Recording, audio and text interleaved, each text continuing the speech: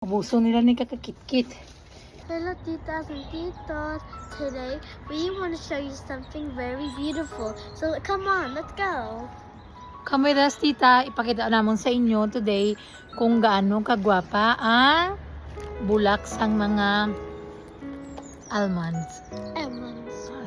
So, before siya madula, ipakita namon sa inyo kung gaano siya kagwapa. Pero this puno, para siyang, minsan para na lang siyang useless, no? Kay since big siya, ang mga parrots, direct yung batian nyo na, bulak pa lang, ginapista-pistahan na nila, how much more kung bunga na. And besides, hindi naman kayo makalusot ang mga bunga, kaysa bulak pa lang gani ginapista nila. Minsan bala, punduhan ini siya sang mga daw 100, siguro ka mga pink galas. Itong napakita ko sa inyo before. So, tita, amo na siya. So, I think this will be the last 2 weeks. Tapos, madula na ni siya dayon. Kaya since nakagawa naman kita sa hospital, ipakita ko sa inyo kung ano siya kagwapa. Nautod actually na dira ang sa likod, kitong usog dira ang storm sa amon, ang katunga sang puno na buka. Okay? So, si Ashley lang magpakita sa inyo. Ay, masulod na gali siya. Diri kinabi kinami, diri bi. Magwapa na siya. Actually, nagagawa ng iyang dahon. Atong almond nuts na siya, tita. Ma, I want to see the chicken. Wala na chicken, The bi. chicken's at the back, remember? No, din nagdala sa namin yung chicken na nimo.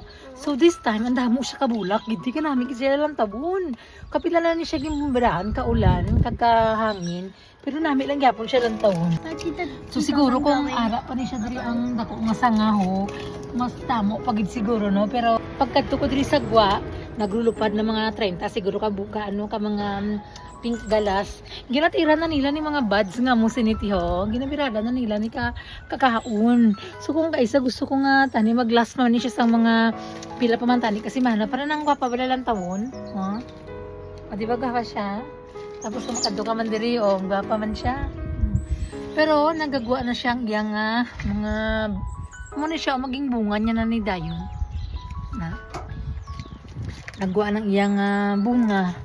So kung sang una ginasaka ko pa ni, hindi ko na siya sang sakaon, gabalaan ko gabok siya. Basi mahulog ko isa kita para gubay ang lagubo.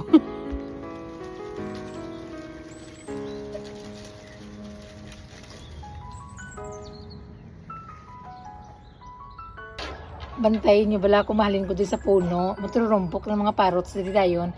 Kahit yung mga tirahon na nila niyo. Ubuso nila ni kakakit-kit. Yun nila pagluatan na sa hindi magkaraubos, magkara tiphag ang mga bulak.